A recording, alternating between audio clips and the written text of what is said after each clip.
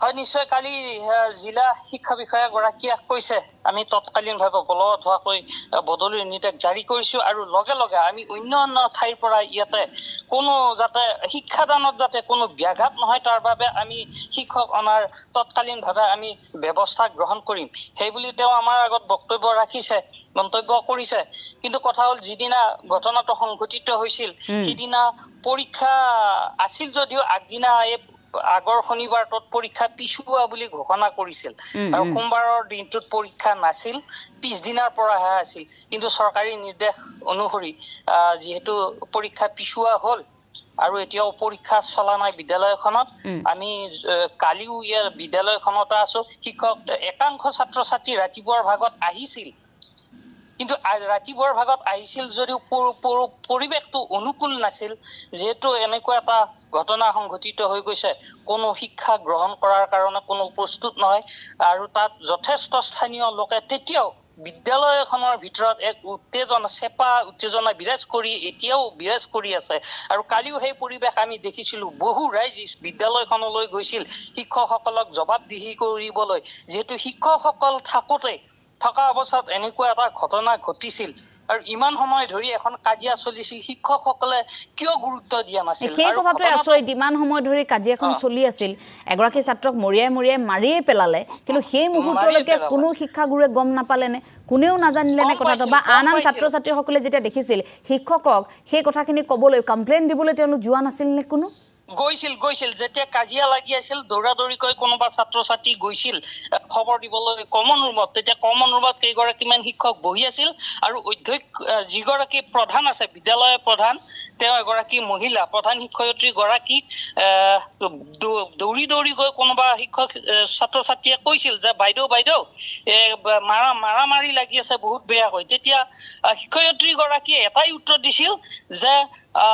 যোন যেনেকে মৰক সিহঁতৰ সদায় কাজিয়া লাগি থাকে মই এতিয়া লিখা মেলাত ব্যস্ত আছো যাব নোৱাৰো বাদ দিয়া কোনোবা মৰে যদি মৰক এই বুলি হেনো উত্তৰ দিছিল এই কথা আমাক ছাত্ৰ ছাত্ৰী কিছু সংখ্যক ছাত্ৰ ছাত্ৰীয়ে কৈছে এই কথাটো কিন্তু দুটা ধৰণ থাকিব পাৰে এটা হয়তো তেওঁ সঁচাকৈ ব্যস্ত থাকিব পাৰে বা একেৰাহে হয়তো প্ৰতিদিনে হয়তো যুৱ শৃংখলতা তাত সৃষ্টি হয় হয়তো ছাত্ৰ ছাত্ৰীসকল ইমানেই উদণ্ড ইমানেই অভদ্ৰ যে তেনেকুৱা ধৰণৰ পৰিৱেশ সদায় সৃষ্টি কৰে যাৰ ফলত তেওঁলোক অতিষ্ঠ হৈ এইটো ক'ব পাৰে আৰু আনটো ক'ব পাৰে তেওঁ আন এটা কাৰণ থাকিব পাৰে যে তেওঁ তেনেধৰণে কৰাটো তেওঁ আচলতে আমি এক প্ৰকাৰ যেহেতু ছাত্ৰ ছাত্ৰীগৰাকীয়ে তেওঁ ক'লেহি কোৱাৰ পাছত তেওঁ যোৱাটো জৰুৰী আছিল তেওঁ কামটো এৰি অন্তত সেইখিনি সময়ত সেই ছাত্ৰ ছাত্ৰীসকলক কাষলৈ গৈ কিয় কাজিয়া লাগিছে এই কথাটো চোৱাটো জৰুৰী আছিল তেওঁ সেইখিনিত আমি কৰ্তব্যত গাফিলতি বুলি ক'ব পাৰোঁ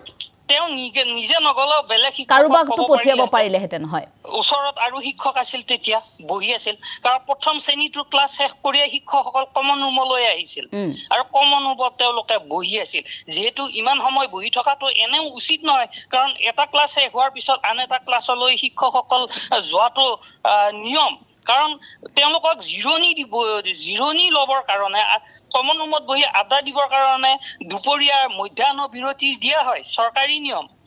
মধ্যাহ্ন বিৰতি যিহেতু আছে তাত বাহিৰেও এটা ক্লাছ এৰিয়ে তেওঁলোকে কমন ৰুমত জিৰণি লোৱাৰ প্ৰয়োজন ক'ত তেওঁলোক যদি ক্লাছলৈ গ'লহেঁতেন সেই সময়তে তেনেহ'লে এনেকুৱা ঘটনা সেই মুহূৰ্তত নঘটিলহেঁতেন বাকী আগৰ ঘটনা যি হ'ল অন্তত সেই মুহূৰ্তত ছাত্ৰগৰাকীয়ে প্ৰাণ হেৰুৱাব লগা নহ'লহেঁতেন কোনোবাখিনিত যেন তেওঁলোকৰ গাফিলতি আছে এই কথাই স্থানীয় ৰাইজৰ মন আজিও দহি আছে তেওঁলোকে আজিও সান্তনা লভিব পৰা নাই নিজকে কোনেও সান্তনা দিব পৰা নাই কিয় শিক্ষকসকলে সেই মুহূৰ্তত গুৰুত্ব নিদিলে কাৰণ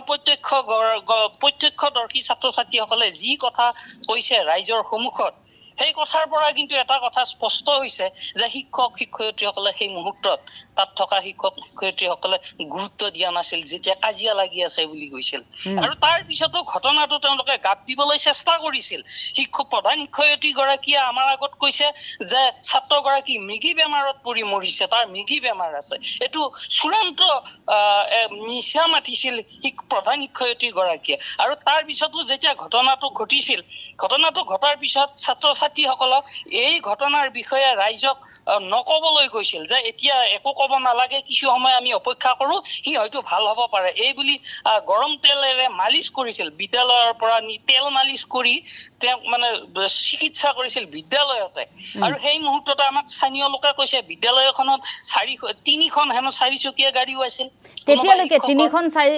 4খন তেওঁলোকৰ 4চকীয়া বাহন থকাৰ পাছত কোনো এগৰাকী শিক্ষকে সেই মুহূৰ্তত ছাত্ৰগৰাকীক চিকিৎসালয়লৈ যে লৈ যাব লাগে তৎকালীনভাৱে, এই কথাখিনি তেওঁলোকে নাভাবিলে কিয়? কেতিয়াও ভবা নাছিল। হয়তো ভাবিছিল যে সি হয়তো সাময়িকভাৱে অসুস্থ হৈছে, অলপ মালিচ কৰিলে বা কিবা জালি জোকাৰি দিলে হয়তো ভাল হ'ব পাৰে। গতিকে ভাল হলে এই ঘটনা কেনেকৈ গাত দিব পাৰি তাৰ বাবে তেওঁলোকে চেষ্টা কৰিছে। আৰু আনকি 108 মাতিছে বহু দেৰিকৈ, ঘৰত খবৰ দিছে বহু দেৰিকৈ, বহুতে কৈছে আধা ঘণ্টাতকৈও বেছি সময় তেওঁলোকে তাতে ৰাখাৰ পিছতহে অভিভাৱকলৈ খবৰ দিছে। দেউতাক আহিছে, আহোঁতে 1.5 কিলোমিটাৰ দূৰৰ পৰা দেউতাক আহিছে, অহাৰ পিছত 108 আহে মানে হস্পিটেললৈ যাই মানে কিমান দেৰি হ'ব পাৰে বাৰু ভাবি চাওকচোন। এই কথাটোৱে, এই যে শিক্ষকসকলৰ এটা কৰবাত গাফিলতি ধৰা পৰিছে, আৰু এই কথাটোৱে গোটেই স্থানীয় ৰাইজখনৰ অন্তৰ আজিও দহি আছে। যদি এই অকণমান সময় যদি শিক্ষকসকলে গুৰুত্ব দিলেহেঁতেন, যেতিয়া খবৰটো পাইছিল কাজিয়া হোৱা বুলি, মাৰপিট লগা বুলি, তেওঁলোক যদি দৌৰা দৌৰিকৈ উঠি গৈছে, কিন্তু বেছি দূৰ নহয় কমন ৰুমৰ পৰা ঘটনাস্থলী ঘটা ঠাইলৈ।